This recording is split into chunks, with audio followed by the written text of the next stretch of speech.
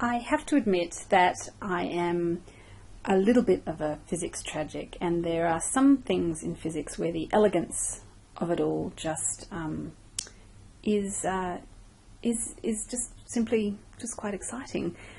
You may think I'm a bit sad in this respect, but I am going to share it with you. What we're going to do is talk about the magnetic force on moving charges that are moving in a magnetic field.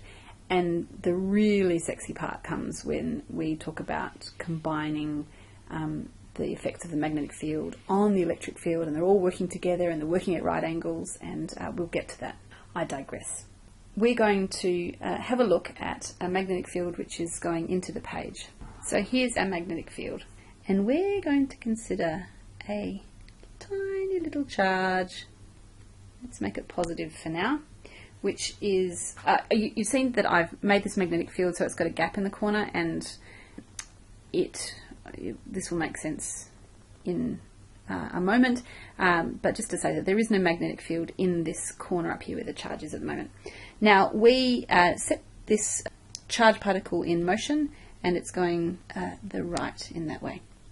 When it hits the magnetic field, it is going to experience a force, and this is all tied up with electric fields and special relativity, and we're not going to worry about that in this video, but we will touch on it in class. Anyway, this charge is approaching this magnetic field, and it experiences a force. You may ask, how do we determine the direction of the force? Well, we use something called the right-hand slap rule. We've moved on from the grip rule, and now we're getting increasingly violent with the slap rule. And I will just scoot down the bottom of the page here to describe the slap rule to you. Now, the right-hand slap rule is one of a few different right-hand rules that you could come across in textbooks.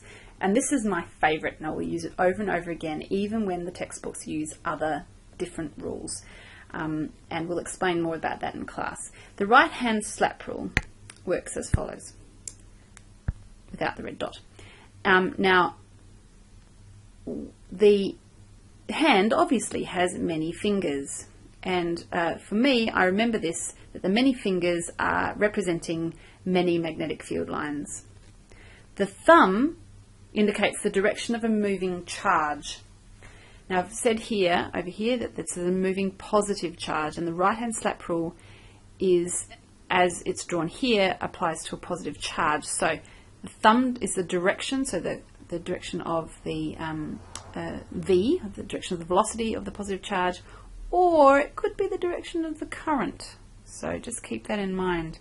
The palm of the hand indicates the force on the moving charge, and I remember this by thinking, when I slap someone, I apply a force to them. I try not to slap people in general, especially if they behave well in class, but the palm of the hand is where the force is. We'll get to this in a moment, but for a negative charge, I would use the same rule. I would use the right-hand slap rule, except I would be slapping with the back of the hand. I find that it's a very negative action to slap someone with the back of the hand. So that's how I remember that it's for the negative charges. So the right-hand slap rule, many fingers, many magnetic field lines. The thumb is the direction of the moving charge, or as we'll see later, a current in a wire, and the palm is the force on that positive charge. So we go in here and we have a look at what's happening to our positive charge. We use our many fingers going into the page here. We use our thumb in the direction, so to the right. And I've drawn this all wrong. You never saw that last diagram. This is what it should look like. As your charge is going in here, fingers going into the page, thumb going to the right, it will experience, once it hits here, a force, and it will be going upwards. Now that charge has curved around a bit because it's experienced a force upwards, and it will experience another force, and it will be going that way, and so on, and so on, and so on. And you will see, although I haven't really drawn this very nicely at all, the force is always acting perpendicular to the direction of motion, so what you get is a circular path. So that's what I said here, and circular motion, it's kind of a defining thing about circular motion, is that the force is perpendicular to the velocity of the particle or the object. If there is some component of the velocity which isn't perpendicular to the magnetic field, then that component of the motion won't be affected by any magnetic force. And so what you end up with is helical motion, and we'll have a look at that in class. I think this is one of the very elegant things about this magnetic force in a moving charge. And you may be wondering why I've left this great big space here, and it's because I have an equation. And this equation describes the direction and size of that force. It says that the force F here, which would be measured in newtons, is dependent on the charge Q, and you'll remember with great clarity that the units of charge are coulombs. It also depends on the velocity of that charge, or how fast it's moving in meters per second, and it depends on the magnetic field. You notice also here that we have this sine theta, and theta is the angle between the direction of the magnetic field and the charge's motion.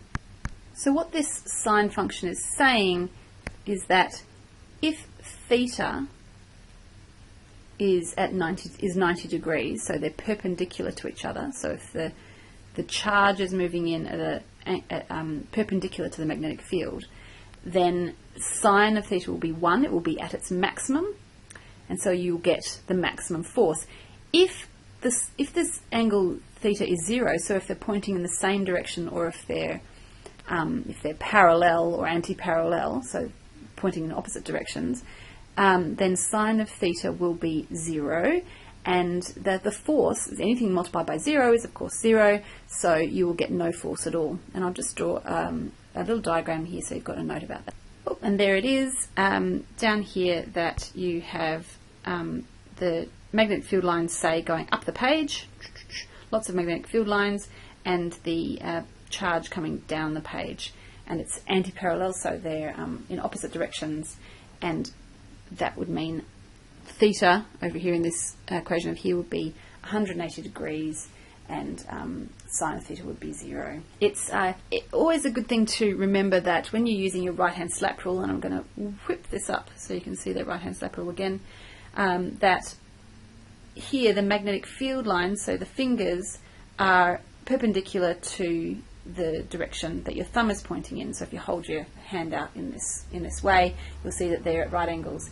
If you fold your thumb up so it's pointing in the same direction as the magnetic field, maybe you could think about it curling over, so you can't slap someone very easily with it curled over and pointing in the same direction. Just a way to remember that. So there we go, the magnetic force on a moving charge. We're going to apply this and combine it with some electric field analysis, which is the real fun part, in class.